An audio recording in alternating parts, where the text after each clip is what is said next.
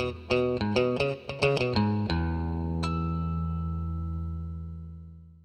everyone, and welcome to another one of our videos. It's been a while since I've done any content on my 4Runner, but today we're going to be installing and hardwiring a dash cam in it.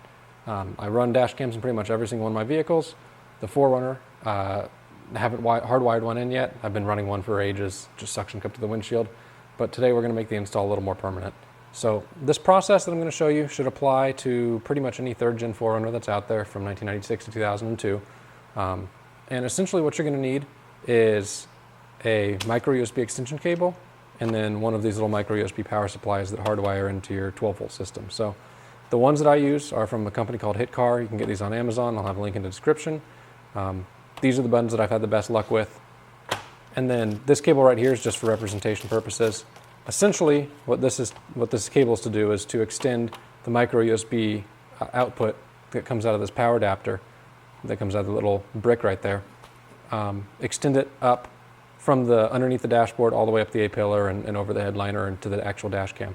The reason for that is the lead coming out of the power supply right here is pretty short, and if you weren't to have an extension cable and hide this part under the dash, you'd have to stick this part up kind of in your windshield or headliner area, either putting it directly in UV light or somehow stuffing it up in your headliner. There's a few different ways you could do it, but no matter what way you do it, it's probably not ideal. So I'm going to put that off to the side.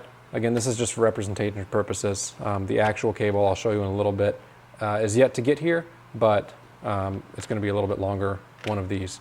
I've actually tried a flat version of this cable as well that is long enough, but the flat one doesn't seem to hide very well in my truck. So anyway, I already have my little wiring harness made up. I went ahead and kind of pre-did this before doing the installation, so I have my add a fuse here. I'm tapping into the wiper fuse circuit, which is that 20 amp right there, and then I'm throwing a 10 amp fuse on here. A little bit overkill for what this power supply is going to take, but if something were to short circuit, it should blow and kick everything off on this circuit right here. These power supplies also have a little bit of short circuit protection and everything built in, so we should be pretty well protected. It's very, very low current anyway, so should be a non-issue. If you're curious, from basically fuse block end to actual power supply end is just about 17 inches and change. So you can see, just for your own reference, that should be plenty of room for us to work with and bundle up a little bit of excess, kind of like so or whatever, underneath the dash. Basically where I'm going to be wiring this is in the driver's side fuse panel, so where your left knee would go when you're driving. That's where the fuse box is I'm going to plug this into. There's a nice little bolt available for grounding, which I actually have out already. And essentially to produce this harness, all I did was trim this power supply to length. This is another one of those HitCar power supplies. Micro USB on this end, like I said, not very long here. Trimmed it to length, crimped together the positive, which is coming from the fuse box, to the positive lead that goes through this cable, and then crimped on a ring terminal here and kind of sheathed everything.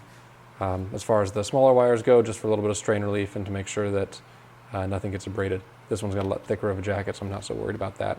Plus it's going to, basically the exposed area is just going to be above the fuse box area. So without further ado, I'm going to go ahead and dive under the dashboard and show you how this is going to play out in terms of things going on underneath there. And we're going to go up on top and show you how the cable routing is going to happen with the new cable once it comes in. So I'll be right back with that. Alrighty, so we're underneath the dashboard here now with my iPhone. I apologize if the audio quality is a little worse, but we're down here for handheld's sake. And basically I wanted to show you where everything's going to plug in before we do any of this new wiring. The 20 amp fuse that we're going to be using for the, or that we're going to be tapping into is for the wipers, which is right there. You can actually see on the fuse diagram right here, it's for wiper, 20 amp. Pay no attention to the flat cable there. That's just waiting for me to be able to pull through the new one. But essentially we're going to be sticking our add fuse right here in that circuit slot and that fuse slot. And then our ground is going to be going in, let me shine the light under here, right in that empty hole that you can kind of see right there. And if I can, I'm going to balance my flashlight, which it is really having trouble to do, but there we go. This slot right there. So that's a good ground point. I tested that, made sure it was good as far as continuity goes, and that I was getting 12 volts when I turned the ignition on. So we should be good to go there as far as powering the dash cam goes. So basically one end of that harness, the add a fuse end, is going to plug in right here. And the bolt that holds in this tab down here, where that slot is going to have the ring terminal sandwiched in between the plastic here and the bolt itself. So I'm going to go ahead and install the bolt and install my add a fuse up in here so we have the wiring kind of laid in this area. I'm planning on tucking it over to the side or down here or something along those lines, wherever I can tie it up nicely and easily. And then we're going to go ahead and move on to showing how I run the actual wire and what actual cable, USB cable I'm going to be using to do the full install. So we're going to come back with that. Alrighty, you can see we have our new circuit installed. We have the add a fuse right there, which if we unplug it really quick, just for demonstration purposes, you can see it just goes into that fuse socket right there. And we'll go ahead and plug it back in. It does cover up one of the other fuses, but everything will still function just fine, just as normal. And then we have the ground right there, grounded on that bolt, like I had mentioned earlier. And basically, we're ready to rock and roll now. I don't have the extension cable in yet. I just have this all wired up for testing purposes, running out of the fuse panel still. Again, the plan is to tuck the wiring back somewhere over here or somewhere over here in order to get it out of the way. But while we have it running out, I have it running down here to my dash cam, and we can go ahead and test and make sure everything works. So if I go ahead and stick my key in the ignition, this will only turn on whenever we go to full accessory power. You can see the light up on the dash cam, and it comes on. It starts recording and everything as well. So that is fully functioning. We should be good to go as far as all of the wiring goes once we get the extension cable run. So like I mentioned, I'm waiting for that to come in, and once it does in the next couple days, I will circle back and we'll continue with the video. So as you can see, we have progress. I have the cable for the dash cam hanging down right here. It's just tucked up into the headliner, which is why it pulled down a little bit there. I'm actually gonna go ahead and wrap it around the rearview mirror just so it doesn't pull down anymore. Now, how I got here, and I'm not done yet, is I experimented with a few different options actually. I definitely knew that I wanted to run the cable up along the driver's side of the headliner. Now, logic dictates that the easiest way to get it down through here is on a lot of cars to wrap around the A-pillar right around here. Now on the 4Runner, my first thought was, okay, that's not going to work because there's not a seam separating the A-pillar from the headliner here. The A-pillar actually goes all the way back to the B-pillar right here and tucks underneath it. So difficult to get something around through a gap that doesn't exist on this particular vehicle. So my inclination was to run the wire down here. You can actually see a little bit of wire poking out right here. I still have to tuck things a little bit better, but first inclination was to run the wire down here, which probably would have worked if I hadn't replaced my windshield, or hadn't had my windshield replaced in the past, and didn't have a little bit of excess sealant and stuff around here. Basically, when they replace your windshield, they squirt some what is essentially RTV into the area that your windshield sits onto, and there's a little bit that's squished inwards, which is fine until you start trying to tuck wires and stuff back there. So I had a little bit extra there, a little bit extra there. It would have worked. I could have routed the wire down and around between the A-pillar and the dash there, and it would have gone down under the dash like I wanted it to, but it would not have looked perfect. I would have had a little bit of wire sticking out around here and a little bit more up here where another glob is. So that didn't work out. Now, the thought occurred to me, well, a few thoughts occurred to me. I tried taking a look to see if I had switched power up in my overhead console. If you have a sunroof model 4Runner, you're probably going to be in luck and have switched power up here. I don't. This one's a pretty base model truck, a 4-cylinder truck. Don't have any power for the sun visors. My other visor here just has a little vinyl flip down. No light, so no power for the sun visor, vanity mirror lights or anything. So what I ended up doing was trying another one that I've used in the past and taking down the weather stripping here. So that just pulls off. I started kind of down in this area because that's where it was easiest for me to pull, and then pulled it off to up to about here. And poking around with the light, I realized that shining a light from here and looking in from over here, you can see a light gap through the crack that's right here, which is great. So I went ahead and fed the wire up from here. You have to pull back this trim a little bit. You don't have to unclip anything, just bend it back ever so slightly to fit the cable that I'm using specifically, which, by the way, now I'm using the flat cable, the round one, like I mentioned, still poked out around here. So using the flat cable, stuck it through, fed it up and fished it up and poked it out up here, and then tucked it back forward and brought it around forward. So now it's up in that area. So in theory, this is all going to work out. Now I haven't tucked it all the way down, but my plan is basically to tuck the cable. You can see where it's coming out here. Tuck the cable in, all the way down the A-pillar, and then stick the weather stripping back on. The weather stripping will kind of hold the cable in place, and then the cable is going to run nicely down, basically below the A-pillar, kind of inside the A-pillar almost, and into the back of the dash there. Shouldn't be able to see it once everything's put back together. So I'm going to go ahead and try to run all of that off camera. Not enough room to stick a camera in here and actually show running that, but I think you'll get the concept. There's plenty of room in there. If, it's probably too dark to tell, but should be plenty of room to run everything, and I think everything will work out really well. So I'll go ahead and do that, and then if everything works as planned, I'll come back and show you what the finished product up here looks like, and I'll show you some of the wiring down below and the wrap-up of that. So hopefully we're gonna be headed for a good end result here now. Okay, so this is kind of the finished product here.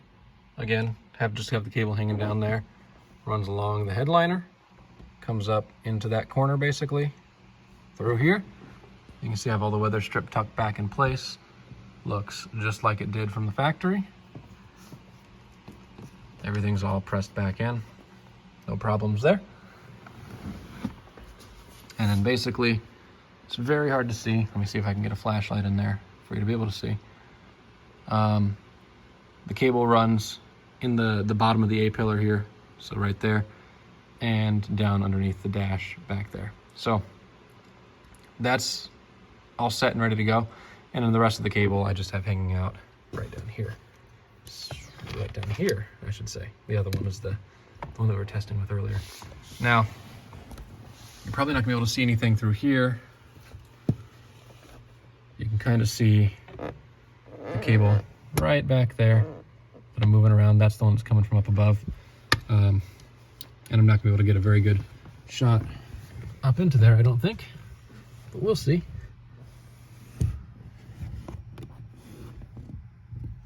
You can kind of see where that's coming from, but even with a fairly small phone, it's really, really tough to see up under the dash. So you're just gonna have to do your best as far as getting it down to down here goes. I'm gonna go up, get myself up under the dash here in a minute and just tie things up a little bit further up in the dash area, kind of up in there, as far up as I can go. Make sure this micro USB cable is tied against some other wiring harnesses to avoid chafing or anything like that. And then basically we're gonna plug stuff in. We're gonna plug into B into in A, and A being supply, B being the cable there, and tie everything up in this fuse box area, and should be good to go from there. So I'm gonna go ahead and do a little bit of cleanup off camera, and I'll show you what the final wiring setup under here looks like as well. Well, all the wiring is now done. Again, we have the antifuse here, grounded down there, and you can see if I shine a light back there, and if the camera will focus, I have the wiring going down back behind the dash. I was actually planning on bundling it up in here, but found it much cleaner and easier to bundle it up under here. So if we go ahead and go up underneath the dash, we are able to see the bundle of cables that I put up there. So I bundled up all the excess from the extension, all the excess from running the power supply back to behind the dash, or underneath the dash, I should say. All of that's bundled up into their own little bundles, then put those together and tie wrap them to the factory wiring harness, or a part of the factory wiring harness. So everything's nice and stable, secure, no rattles or anything like that from it. At least there shouldn't be any rattles or anything like that from it. I kind of wiggled the cables around to make sure. And it's way out of the way of the brake pedal, way out of the way of the steering column and everything else too. So we're good to go and in the clear there. Now, as far as function goes, haven't checked it yet, but since I'm pretty darn confident in the fact that this will work, I'm gonna go ahead and stick the fuse panel cover back on. And it looks like nobody was ever even in there now. Turn off my flashlight and go ahead and hop in the truck, grab my keys, and we're gonna go ahead and ignition on. So this ignition on that turns the stereo on. You can see dash cam's not on. If we go one more click, That turns on all the AC and everything, and the dash cam comes on as well. Now, if you look, I have a lot of excess there, up there. The reason for that is most of my dash cams don't have an input on the top. They have it on the side. This one has it on the top. This one also, because it's on the top, hits the windshield with the amount of cable if it doesn't have a right angle adapter on there. So if I use this dash cam, I'm gonna have to buy a right angle adapter. If I don't use this dash cam, which I probably won't since it doesn't have GPS, I'll go ahead and throw something else, throw another dash cam in here that has the side input like most of mine do. But the reason for the silver adapter also is because this dash cam is natively mini USB, and most of the time I run my cabling for micro USB. It's smaller, easier to run, a little bit more common for dash cams, and if need be, I adapt it to mini USB. So just worth mentioning there why that's like that. But in product wise, super clean. Can't tell anything's there until you see the dash cam there. Everything down underneath, super clean. Again, even if we turn on the light, everything looks nice and factory in the floorboard area. So I'm happy with that installation, and it's going to be super easy to take out if I ever need to take it out. So with that, I want to thank you all for watching. Let me know if you have any questions or comments in the comment section below, and I hope to see you in the next video. Take care.